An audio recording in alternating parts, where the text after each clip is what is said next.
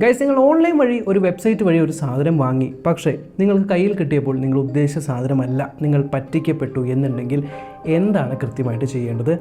ഇന്ന് ഞാൻ പറ്റിക്കപ്പെട്ടു. അപ്പോൾ എന്നെ തന്നെ ഒരു എക്സാമ്പിളായിട്ട് എടുത്തിട്ട് എന്താണ് ഞാൻ ചെയ്തത് അതിനെപ്പറ്റിയാണ് വിശദമായിട്ട് ഇന്നത്തെ വീഡിയോ. iPhone 17 Pro Max മേടിച്ച ശേഷം കുറച്ചധികം നാൾ ഇതിന് പറ്റിയ നല്ലൊരു കേസ് വാങ്ങിക്കാനായിട്ട് ഞാൻ ഇങ്ങനെ ഓൺലൈനിൽ ഇരുന്ന് അരിച്ചു പറക്കുകയായിരുന്നു. കേസുകൾ എന്നെ തപ്പി ഇറങ്ങി. ആമസോണായി, ഫ്ലിപ്കാർട്ടായി. ചില കേസ് ഇഷ്ടപ്പെടും, പക്ഷെ വില ഇഷ്ടപ്പെടില്ല.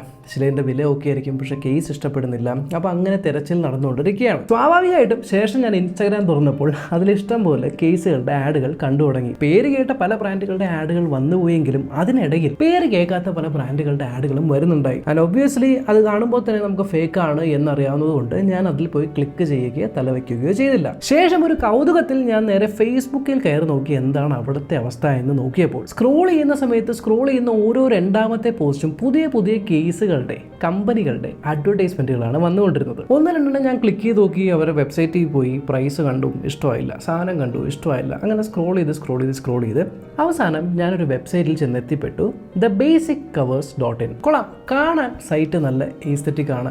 ആപ്പിളിൻ്റെ ഒറിജിനൽ പ്രൊഡക്റ്റുകൾ പോലെ തന്നെ ഇരിക്കുന്ന പല കേസുകൾ അവിടെ കാണാം. ആപ്പിളിൻ്റെ ഒറിജിനൽ ആക്സസറീസും ചാർജേഴ്സും കേബിൾസും എല്ലാം തന്നെ അവിടെ കാണാം. ആൻഡ് ഞാൻ എൻ്റെ ഓറഞ്ച് ഐഫോണിന് തപ്പി നടന്ന ആ ഒരു ഓറഞ്ച് മാഗ്സേഫ് സിലിക്കൺ കേസ് അവിടെ കണ്ടത് വെറും 345 രൂപയ്ക്ക്. ഒബ്വിയസ്ലി ആപ്പിളിൻ്റെ ഒറിജിനൽ കേസ് അല്ല എന്നുള്ളതുകൊണ്ട് 345 എന്ന് പറയുന്നത് ആക്ച്വലി ഒരു റീസണബിൾ റേറ്റ് ആണ്, കൺസിഡറിങ് ആമസോണിലും ഫ്ലിപ്കാർട്ടിലും ഒക്കെ 1000 രൂപയ്ക്കൊക്കെയാണ് പല കേസുകളും വിറ്റ് പോകുന്നത്. ഓൾസോ ആ വെബ്സൈറ്റിൽ പ്രത്യേകം മെൻഷൻ ചെയ്തിട്ടുണ്ട്, നിങ്ങൾ 299 രൂപയ്ക്ക് മുകളിൽ ഓർഡർ ചെയ്യുവാണെങ്കിൽ വിത്തിൻ 2 to 3 days ഫ്രീ ആയിട്ട് നിങ്ങൾക്ക് ഷിപ്പ് ചെയ്ത് തരും എന്നും. സോ ഒന്നും നോക്കിയില്ല, ആ ഒരു വെബ്സൈറ്റിൽ നിന്ന് തന്നെ iPhone 17 Pro Maxൻ്റെ ഓറഞ്ച് കളർ മാഗ്സേഫ് കേസ് 345 രൂപയ്ക്ക് ഞാൻ ഓൺലൈൻ പേയ്മെൻറ്റ് വഴി മേടിച്ചു. ഞാൻ UPI വഴിയാണ് പേ ചെയ്തത്, ഫോൺ പേ വഴി UPI ക്രെഡിറ്റ് കാർഡ് യൂസ് ചെയ്ത്. അങ്ങനെ ഓർഡർ പ്ലേസ് ആയി. കുറച്ച് കഴിഞ്ഞ് എനിക്ക് ഇമെയിൽ വന്നു, റേസർ പേയിൽ നിന്നുമാണ് പേയ്മെൻറ്റ് പോയത്. സോ റേസർ പേയിൽ പേയ്മെൻറ്റ് പോയതിൻ്റെ ഇമെയിലും വന്നു. ശേഷം ഈ ഒരു ഓർഡർ കൺഫേം ആയതിൻ്റെ ഒരു ഇമെയിലും വന്നു. ഇവർ ഷോപ്പിഫൈ വഴിയാണ് ഈ ഒരു വെബ്സൈറ്റ് ഹോസ്റ്റ് ചെയ്തിരിക്കുന്നത് എന്നും എനിക്ക് മനസ്സിലായി. 2 ദിവസത്തിന് ശേഷം സാധനം കയ്യിലെത്തുമെന്ന് വിചാരിച്ചപ്പോൾ ആക്ച്വലി 2 ദിവസത്തിന് ശേഷം ബ്ലൂ ഡാർട്ട് വഴി അവർ അയക്കും എന്ന് പറഞ്ഞുവെങ്കിലും ഡെലിവറി കൊറിയറിൽ കൂടെയാണ് അയച്ചത്. അതിൻ്റെ ട്രാക്കിംഗ് നമ്പറും ഡീറ്റെയിൽസും എല്ലാം വന്നു. അങ്ങനെ സാധനം 2 ദിവസത്തിൽ കയ്യിലെത്തും എന്ന് കാത്തിരുന്ന് പ്രതീക്ഷിച്ച് ഞാൻ ട്രാക്കിംഗ് നമ്പറൊക്കെ എടുത്ത് നോക്കിയപ്പോൾ ആക്ച്വലി 2-3 ദിവസത്തിലല്ല സാധനം എത്തുന്നത്. നോക്കിയപ്പോൾ ഏകദേശം 2 ആഴ്ചയോളം എടുക്കുമെന്നാണ് ഡെലിവറി കാണിച്ചത്. ശരി പോട്ടെ, 345 രൂപയുടെ കേസല്ലേ, 2 ആഴ്ചയെങ്കിൽ 2 ആഴ്ച നമുക്ക് വെയിറ്റ് ചെയ്യാം. സാധനം കയ്യിൽ കിട്ടുമോ ഇല്ലയോ എന്നുള്ളതാണല്ലോ നമുക്ക് പേടി. അങ്ങനെ ഏകദേശം 1.5 ആഴ്ച ആയപ്പോൾ നവംബർ 1-ാം തീയതി വീട്ടിലേക്ക് ഈ ഒരു ഡെലിവറിൻ്റെ ഒരു കൊറിയർ ഓർഡർ ഡെലിവറി വന്നു. അങ്ങനെ ആ ഒരു ബോക്സ് നോക്കിയപ്പോൾ ബോക്സിൻ്റെ മുകളിൽ കൃത്യമായിട്ട് എഴുതിയിട്ടുണ്ട് iPhone 17 Pro Maxൻ്റെ ഓറഞ്ച് കളർ മാഗ്സേഫ് കേസ് ആണെന്ന്. ആൻഡ് ഇത് ഷിപ്പ് ചെയ്തിരിക്കുന്ന സെല്ലറിൻ്റെ പേര് 1210 എന്നാണ്. ഡൽഹിയിൽ നിന്നും എന്തോ ആണ് വരുന്നത് ആ ഒരു പിൻകോഡ് കണ്ടപ്പോൾ. ഓക്കെ, കേസല്ലേ, ഞാൻ പെട്ടി ഓപ്പൺ ചെയ്ത് നോക്കിയപ്പോൾ അതിനകത്ത് ബബിൾ റാപ്പിനുള്ളിൽ iPhone 17 Pro Maxൻ്റെ കേസ്, സിലിക്കൺ കേസ് ഇരിപ്പുണ്ട്. പക്ഷേ ഓറഞ്ച് അല്ല, മറിച്ച് നീല കളറാണ്. പക്ഷെ പാക്കിംഗ് കണ്ടു കഴിഞ്ഞാൽ എക്സാക്ട് ആപ്പിളിൻ്റെ ഒറിജിനൽ സിലിക്കൺ കേസിന് റെപ്ലിക്ക പോലെ തന്നെ ഉണ്ട്. പുറകിൽ even made by Apple, designed by Apple, സകല കാര്യങ്ങൾ അങ്ങനെ തന്നെ ഉണ്ട്. ആദ്യമുള്ള പ്രശ്നം എന്ന് വെച്ചാൽ ഞാൻ ഓർഡർ ചെയ്തത് എനിക്ക് വേണ്ട സാധനം ഓറഞ്ച് ആയിരുന്നു, പക്ഷെ കിട്ടിയത് നീലയായിരുന്നു. സ്വാഭാവികമായിട്ടും നമ്മൾ എന്ത് ചെയ്യുന്നു, ആ ഒരു നീല പൊട്ടിക്കാണ്ട് റിട്ടേൺ കൊടുത്തിട്ട് ഓറഞ്ച് വരുന്നു, മേടിക്കുന്നു.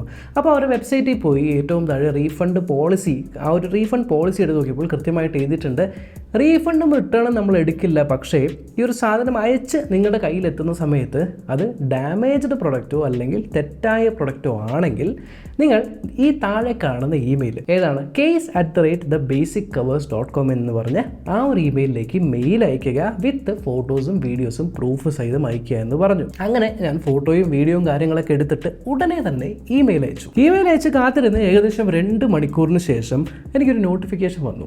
ഇത്ര പെട്ടെന്ന് റെസ്പോണ്ട് ചെയ്തെന്ന് നോക്കിയപ്പോൾ ആക്ച്വലി വന്ന നോട്ടിഫിക്കേഷൻ ഇത്തരത്തിലുള്ള ഒരു ഇമെയിൽ എക്സിസ്റ്റ് ചെയ്യുന്നില്ല, ഇത്തരത്തിലൊരു ഇമെയിൽ ഇല്ല, ആ ഒരു മെയിൽ ബൗൺസ് ആയി എന്ന് പറഞ്ഞാണ് ഇമെയിൽ വന്നത്. അപ്പോൾ ഇനി മെയിൽ ID എങ്ങാനും തെറ്റായിരിക്കും, എന്നാൽ പിന്നെ ഇവർ ഇൻസ്റ്റാഗ്രാമിലൂടെ കോൺടാക്ട് ചെയ്യാൻ പറ്റുമോ നോക്കാമെന്നുണ്ട് ഇൻസ്റ്റാഗ്രാമിൽ ബേസിക് കവേഴ്സ് എന്ന് അടിച്ചു നോക്കി. ആ സമയത്ത് ഞാൻ 2 അക്കൗണ്ടുകൾ കൊണ്ട്, ഒരെണ്ണം ദ ബേസിക് കവേഴ്സ്, മറ്റേത് basiccovers.in. ശരി, ദ ബേസിക് കവേഴ്സ് എടുത്ത് നോക്കിയപ്പോൾ ഏകദേശം 3000 ഫോളോവേഴ്സ് എന്തോ ആണ് അതിനകത്തുള്ളത്. ഒരു ഐഫോണിൻ്റെ പടവും പിന്നെ എന്തോ ഒരു ജനറേറ്റഡ് ഇമേജും മാത്രമേ ഉള്ളൂ. അത് കണ്ടിട്ട് എനിക്ക് കേസ് വിൽക്കുന്ന ഒരു വെബ്സൈറ്റ് പോലെ തോന്നിയില്ല. എന്നാലും പോട്ടെ, ഞാൻ അവർക്ക് ഇൻസ്റ്റാഗ്രാമിൽ മെസ്സേജ് അയച്ചു, റിപ്ലൈ ഒന്നും കിട്ടിയില്ല. എന്നാൽ പിന്നെ മറ്റേ അക്കൗണ്ട് basiccoverse.in എന്ന് പറഞ്ഞ അക്കൗണ്ട് ആയിരിക്കും എന്ന് പറഞ്ഞ് അതിനകത്ത് കയറി നോക്കിയപ്പോൾ ശരിയാണ്, അതിനകത്ത് കുറച്ച് ഐഫോണുകളുടെയും കേസുകളുടെയൊക്കെ പടമുണ്ട്. പക്ഷേ 1000 ഫോളോവേഴ്സേ ഉള്ളൂ, മുകളിൽ ഒരു വെബ്സൈറ്റ് കിട്ടുന്നുണ്ട്. ശരി, അവർക്കും നമ്മൾ മെസ്സേജ് അയച്ച് നോക്കി, പക്ഷേ അവിടെയും യാതൊരു റിപ്ലൈയും കണ്ടില്ല. ശരി, ആ ഒരു ഇൻസ്റ്റാഗ്രാം പേജിൽ നിന്ന് ആ ഒരു വെബ്സൈറ്റ് ക്ലിക്ക് ചെയ്ത് ഓപ്പൺ ആക്കി ഒന്നും കൂടി ആ ഒരു ഷിപ്പിംഗ് പോളിസി എന്താണ് എന്ന് വായിച്ച് നോക്കാമെന്ന് കരുതി അവിടെ പോയി വായിച്ച് നോക്കിയപ്പോഴാണ് എനിക്കൊരു കാര്യം മനസ്സിലായത്. ഏറ്റവും താഴെ പുതിയൊരു ഇമെയിൽ കാണാൻ പറ്റി, cs@basiccoverse.in എന്ന്. അതിന് തൊട്ട് താഴെ അഡ്രസ്സിനടിയിൽ support@basiccoverse.in. അപ്പം ഞാൻ കരുതി ഓക്കെ, പ്രീവിയസ്ലി കൊടുത്തിരുന്ന ഇമെയിൽ ബൗൺസ് ആയല്ലോ, അപ്പോൾ അത് തെറ്റായതുകൊണ്ട് അവർ അപ്ഡേറ്റ് ചെയ്തതായിരിക്കും എന്ന് പറഞ്ഞ് ഈ 2 ഇമെയിലുകളിലേക്ക് ഞാൻ വീണ്ടും ഇതേ കാര്യം മെയിൽ അയച്ചു. ഇങ്ങനെ ഞാൻ മെയിൽ അയച്ച് റിപ്ലൈക്ക് വേണ്ടി കാത്തിരിക്കുന്ന സമയത്ത് ഞാൻ ചുമ്മാ ട്വിറ്റർ അഥവാ എക്സിൽ കയറിയിട്ട് ദ ബേസിക് കവേഴ്സ് അവിടെ ഉണ്ടോ, ട്വിറ്ററിലാണല്ലോ കുറച്ചുകൂടി ഈ ബ്രാൻഡ്സ് റെസ്പോണ്ട് ചെയ്യാൻ തൊട്ട് അവിടെ ദ ബേസിക് കവേഴ്സ് അടിച്ചപ്പോൾ ഏറ്റവും ആദ്യം ഒരു ട്വീറ്റ് കണ്ടു. നോക്കിയപ്പോൾ വേറൊരാളും ഈ ബേസിക് കവേഴ്സിൻ്റെ സൈറ്റിൽ നിന്ന് ഒരു കോംബോ പാക്ക് ഓർഡർ ചെയ്തിട്ടുണ്ട്. പക്ഷേ വന്ന സാധനം ടോട്ടലി ഡിഫറെൻറ്റ് കളറിലാണ് വന്നിരിക്കുന്നത്. അപ്പോൾ അയാൾക്ക് ഈ ഒരു പ്രശ്നം പറ്റി. ഓക്കെ, അപ്പോൾ ഞാൻ മാത്രമല്ല ഈ ഒരു പ്രശ്നത്തിൽ പെട്ടത് എന്ന് ആശ്വസിച്ചിരിക്കുമ്പോൾ തൊട്ട് താഴെ ഒരു ട്വീറ്റ് കണ്ടു. അദ്ദേഹം റേസർ പേനെ ടാഗ് ചെയ്തിട്ട് ഞങ്ങളുടെ ബ്രാൻഡായ ദ basiccoverse.in അതേ ദിവസം തന്നെ പേയ്മെൻറ്റ് സെറ്റിൽ ചെയ്യണം എന്ന് പറഞ്ഞ് റിക്വസ്റ്റ് ചെയ്യുന്ന ഒരു ട്വീറ്റാണ് അവിടെ കണ്ടത്. അപ്പോൾ അദ്ദേഹത്തിൻ്റെ ബ്രാൻഡാണ് ഈ ഒരു ബേസിക് കവേഴ്സ് എന്ന് മനസ്സിലായ ഉടനെ തന്നെ ഞാൻ ആ ഒരു ട്വീറ്റിൻ്റെ അടിയിൽ എനിക്ക് ഇങ്ങനൊരു പ്രശ്നമുണ്ട്, എങ്ങനെയാണ് നിങ്ങളെ കോൺടാക്ട് ചെയ്യേണ്ടത് എന്ന് ചോദിച്ചൊരു ട്വീറ്റും കൂടി കൊടുത്തിട്ടുണ്ടായി. പക്ഷെ അപ്പോഴാണ് ഞാൻ ഒരു കാര്യം ശ്രദ്ധിച്ചത്. അദ്ദേഹം ആ ട്വീറ്റിലിട്ടിരുന്ന URL ദ basiccoverse.in എന്നാണ്.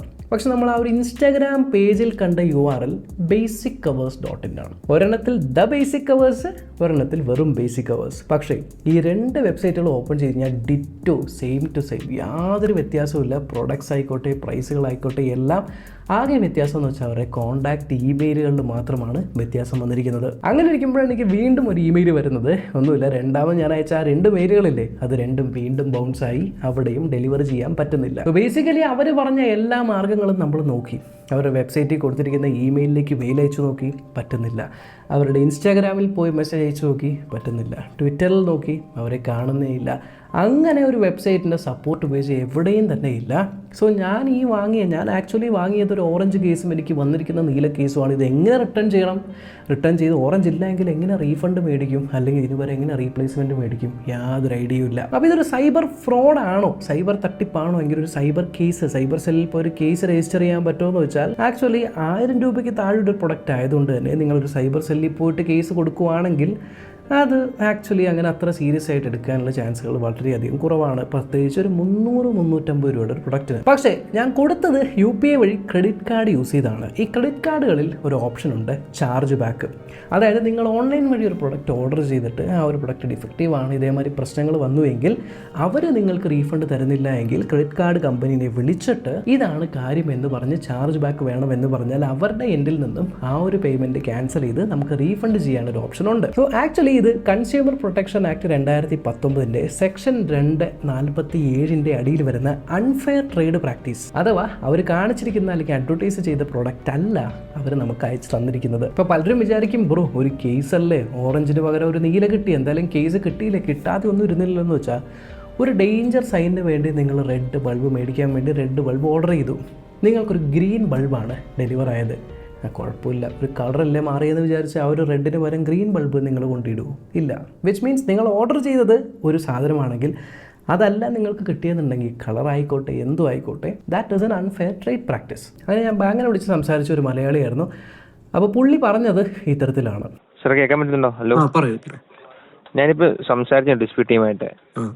അപ്പോൾ അവർ പറഞ്ഞതെന്ന് പറഞ്ഞു കഴിഞ്ഞാൽ പ്രൊഡക്റ്റ് റിസീവ് ചെയ്തുകൊണ്ട് ഒരു ഡിസ്പ്യൂട്ട് റേസ് ചെയ്യാൻ പറ്റത്തില്ല. പ്രൊഡക്റ്റ് കിട്ടിയില്ലായിരുന്നെങ്കിൽ ഡിസ്പ്യൂട്ട് റേസ് ചെയ്യായിരുന്നു, ചാർജ് ബാക്ക് വല്ലതും ചെയ്യായിരുന്നു. ഇതിപ്പോ ഒന്നെങ്കിൽ കേസ് കൊടുക്കാന്ന് മാത്രമേ ഉള്ളൂ, പോലീസ് സ്റ്റേഷനിൽ സൈബർ ക്രൈമില് കേസ് കൊടുക്കാന്ന് മാത്രമേ ഉള്ളൂ.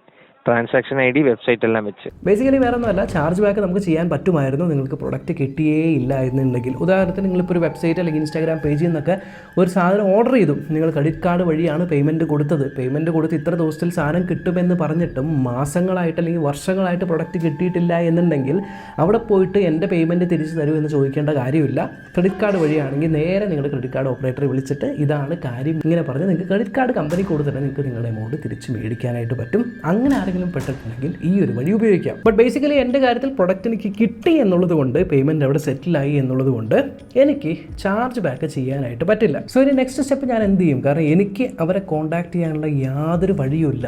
എനിക്ക് ഈ റീഫണ്ട് അല്ലെങ്കിൽ റിട്ടേൺ മേടിക്കാനുള്ള ഒരു വഴി എൻ്റെ മുന്നിൽ കാണുന്നില്ല. പക്ഷേ നമ്മൾക്ക് വേണ്ടി ഈ കമ്പനിയോട് ഡയറക്റ്റ് പോയി സംസാരിച്ച് റീഫണ്ട് അല്ലെങ്കിൽ ഇത് എന്തുകൊണ്ട് കൊടുക്കുന്നില്ല, അല്ലെങ്കിൽ എങ്ങനെ നിങ്ങളെ കോൺടാക്ട് ചെയ്യാൻ പറ്റും എന്നൊക്കെ പോയി നെഗോഷിയേറ്റ് ചെയ്യാൻ പറ്റുന്ന ഒരു മീഡിയേറ്റർ നമ്മുടെ ഗവൺമെൻറ്റിൽ തന്നെ ഉണ്ട്. അതാണ് നാഷണൽ കൺസ്യൂമർ ഹെൽപ്പ് ലൈൻ അഥവാ NCH. സോ കൺസ്യൂമർ ഹെൽപ്പ് ലൈനിൻ്റെ വെബ്സൈറ്റിലേക്ക് നിങ്ങൾ പോവുക. അതിനുശേഷം അവിടെ നിങ്ങൾ പുതിയതായിട്ടാണെങ്കിൽ പുതിയൊരു അക്കൗണ്ട് ക്രിയേറ്റ് ചെയ്യുക. ശേഷം നിങ്ങളൊരു ഗ്രീവൻസ് സബ്മിറ്റ് ചെയ്യണം. ഈ ഗ്രീവൻസ് സബ്മിറ്റ് ചെയ്യുന്ന സമയത്ത് നിങ്ങളോട് ചോദിക്കും എന്തിനാണ് ഗ്രീവൻസ് തരുന്നത്, ഏതാണ് കമ്പനി, ഏതാണ് ഇപ്പോൾ ഞാൻ കൊമേഴ്സാണ്, അപ്പോൾ കൊമേഴ്സിൻ്റെ അടിയിലാണ് ഏതാണ് വെബ്സൈറ്റ്, അതിൻ്റെ ഡീറ്റെയിൽസ് എന്തെങ്കിലും ഉണ്ടെങ്കിൽ അതൊക്കെ നമ്മുടെ ഡീറ്റെയിൽസ്, ആൻഡ് എന്താണ് നിങ്ങളുടെ പ്രശ്നം, എന്താണ് സംഭവിച്ചത്, ഇതെല്ലാം വിശദമായിട്ട് നിങ്ങൾക്ക് അവിടെ ടൈപ്പ് ചെയ്ത് കൊടുക്കാനായിട്ട് പറ്റും. ഈ സമയത്ത് നിങ്ങൾ നിർബന്ധമായിട്ട് നിങ്ങളുടെ പ്രൂഫുകളെല്ലാം ഒരു ഫോൾഡറിലാക്കി വെക്കാം. ഞാൻ നോക്കിയപ്പോൾ 3 ഡോക്യുമെൻറ്റ്സേ അപ്ലോഡ് ചെയ്യാൻ പറ്റുള്ളൂ, ഒന്നില്ലെങ്കിൽ ഒരു ഫോട്ടോ അല്ലെങ്കിൽ PDF ആയിട്ട് അപ്ലോഡ് ചെയ്യാൻ പറ്റുള്ളൂ. എൻ്റെ അടുത്ത് ഒട്ടനവധി ഡോക്യുമെൻറ്റ് ഉണ്ടായെന്നുള്ളതുകൊണ്ട് ഞാൻ 2 PDFകളായിട്ട് മാറ്റി. പ്രൊഡക്റ്റിൻ്റെ ഫോട്ടോസ് എല്ലാം ഒരു PDF ആയിട്ടും അതേപോലെ മറ്റേ ബിൽസും ട്രാൻസാക്ഷൻസും കാര്യങ്ങളെല്ലാം വേറൊരു PDF ആയിട്ടും ആക്കിയിട്ട് അത് രണ്ടും അപ്ലോഡ് ചെയ്ത് നമ്മളൊരു ഗ്രീവൻസ് സബ്മിറ്റ് ചെയ്തു. ഇത് സബ്മിറ്റ് ചെയ്ത് കഴിയുമ്പോൾ നമുക്കൊരു ഗ്രീവൻസ് നമ്പർ കിട്ടും. ശേഷം ഈ നമ്പർ ഉപയോഗിച്ച് നിങ്ങളുടെ ഗ്രീവൻസ് എന്താണ് സ്റ്റേറ്റസ് എന്നുള്ളത് നോക്കാനായിട്ട് പറ്റും. ഇത് ചെയ്ത് കഴിഞ്ഞാൽ പിന്നീട് ഗവൺമെൻറ്റിൻ്റെ ഭാഗത്ത് നിന്നും ഈ ഒരു കമ്പനി നമ്മൾ കൊടുത്ത ഡീറ്റെയിൽസ് ഒക്കെ വെച്ച് അവരുടെ കയ്യിൽ ഈ കമ്പനി രജിസ്റ്റർ ചെയ്തപ്പോൾ റെക്കോർഡ്സ് ഉണ്ടാവും. അതിൽ കൂടെയും അതിലുള്ള ഇമെയിലും ഫോൺ നമ്പറെല്ലാം വെച്ച് അവരെ പോയി കോൺടാക്ട് ചെയ്തിട്ട് ഇങ്ങനൊരു സംഭവം ഉണ്ടായിട്ടുണ്ടല്ലോ, എന്താണ് നിങ്ങൾ കോൺടാക്ട് ചെയ്യാൻ എന്തുകൊണ്ടാണ് പറ്റാത്തത്, എന്തുകൊണ്ട് നിങ്ങൾ റീഫണ്ട് അല്ലെങ്കിൽ റിട്ടേൺ എടുക്കുന്നില്ല എന്ന് അവരുടെ ഭാഗത്തുനിന്ന് ഒരു എൻക്വയറി പോകും. ഒരു കാര്യം നിങ്ങൾ ആലോചിക്കുക, ഈ എൻക്വയറി പോകുന്നത് this is not a consumer case. ഇത് കൺസ്യൂമർ കേസ് അല്ല, ജസ്റ്റ് നിങ്ങൾക്ക് വേണ്ടി ഗവൺമെൻറ് ഭാഗത്തുനിന്ന് നിങ്ങളെ മീഡിയേറ്റ് ചെയ്ത് ആ ഒരു കമ്പനിന് എത്തിപ്പെടാൻ പറ്റുന്ന ഒരു ഹെൽപ്പ് ലൈൻ നമ്പറാണിത്. അപ്പോൾ ഇവർ എത്തിപ്പെട്ടിട്ട് അവർക്ക് ഈ ഒരു കാര്യം അയച്ചിട്ട് അവരും കൂടി വെയിറ്റ് ചെയ്യും റെസ്പോൺസ് എന്തെങ്കിലും കിട്ടുന്നുണ്ടോ എന്ന് നോക്കാനായിട്ട്. സോ ഞാനിപ്പോൾ ആ ഒരു സ്റ്റേജിലാണ് നിൽക്കുന്നത്. ഇനി ഈ ഒരു NCH വഴി നിങ്ങൾ കംപ്ലയിൻറ്റ് ചെയ്യുമ്പോൾ ആ ഒരു കമ്പനിക്ക് യാതൊരു നിർബന്ധമില്ല അവർക്ക് റെസ്പോണ്ട് ചെയ്യണം എന്നൊന്നും. അതേപോലെ NCH നിർബന്ധിക്കാനും പറ്റില്ല ആ ഒരു കമ്പനിയോട് റെസ്പോണ്ട് ചെയ്യാനായിട്ട്. NCH വെയിറ്റ് ചെയ്ത് കുറച്ച് നാൾ കഴിയുമ്പോഴത്തേക്ക് ഇപ്പോൾ കമ്പനി റെസ്പോണ്ട് ചെയ്ത് കഴിഞ്ഞാൽ റെസ്പോണ്ട് ചെയ്തു ഡീറ്റെയിൽസ് നമുക്ക് തരും. ഇൻ കേസ് റെസ്പോണ്ടേ ചെയ്തില്ല എന്നുണ്ടെങ്കിൽ അവർ നമുക്ക് തിരിച്ച് പറയും ഞങ്ങൾ കോൺടാക്ട് ചെയ്യാൻ നോക്കിയിട്ട് ആ ഒരു കമ്പനി റെസ്പോണ്ട് ചെയ്തില്ല എന്ന്. പക്ഷേ this is A solid evidence. കാരണം ഈ ഒരു കാര്യം നിങ്ങൾക്ക് കോർട്ടിൽ പ്രസൻറ്റ് ചെയ്യാനായിട്ട് പറ്റും. NCHൻ്റെ ഭാഗത്തു നിന്നും അവർ പോലും അന്വേഷിച്ചിട്ട് ഈ കമ്പനി റെസ്പോണ്ട് ചെയ്യുന്നില്ല എന്നുള്ളത് ഇറ്റ്സ് എ വെരി സ്ട്രോങ് ആയിട്ടുള്ള വാലിഡ് ആയിട്ടുള്ള ഡോക്യുമെൻ്റ് ആണ്. ഇനി എൻ്റെ കാര്യത്തിൽ വെറും 345 രൂപയുടെ സാധനം ആയതുകൊണ്ട് ഞാൻ ഇനി പോയിട്ട് കൺസ്യൂമർ കോർട്ടിൽ കേസ് കൊടുത്ത് അതിൻ്റെ പിന്നാലെയൊക്കെ നടക്കുകയാണെങ്കിൽ അതിൽ ചിലവാകുന്ന പൈസ ഇതിനേക്കാളും എത്രയോ മടങ്ങായിരിക്കും. That is unnecessary. അതുകൊണ്ട് തന്നെ ഞാനത് അവോയ്ഡ് ചെയ്യും. പക്ഷേ ഈ 345 പകരം നിങ്ങളൊരു 34,000 രൂപയാണ് അല്ലെങ്കിൽ ഒരു 3 ലക്ഷം രൂപയൊക്കെയാണ് എന്നുണ്ടെങ്കിൽ അത് നിസ്സാരമായിട്ട് വിട്ടുകളയാൻ പറ്റില്ലല്ലോ. ആ ഒരു സമയത്ത് നിങ്ങൾ എന്ത് ചെയ്യണമെന്ന് വെച്ചാൽ ഫസ്റ്റ് ഈ ഒരു NCHൻ്റെ റെസ്പോൺസ് വെച്ചിട്ട് നിങ്ങൾക്ക് അവർക്കൊരു ലീഗൽ നോട്ടീസ് അയക്കാനായിട്ട് പറ്റും. ആ ഒരു ലീഗൽ നോട്ടീസിനും അവർ റെസ്പോണ്ട് ചെയ്തില്ല എന്നുണ്ടെങ്കിൽ നിങ്ങൾക്ക് കൺസ്യൂമർ കോർട്ടിൽ പോയിട്ട് കേസ് കൊടുക്കാനായിട്ട് പറ്റും. So that is A proper case. Consumer കോർട്ടിൽ നിങ്ങൾ കേസ് കൊടുത്തു കഴിഞ്ഞാൽ പിന്നീട് കോർട്ടിൽ നിന്ന് അവർക്കൊരു അന്വേഷണം പോയി കഴിഞ്ഞാൽ ഈ NCHനെ അവോയ്ഡ് ചെയ്ത പോലെ അവർക്ക് അവോയ്ഡ് ചെയ്യാനായിട്ട് പറ്റില്ല.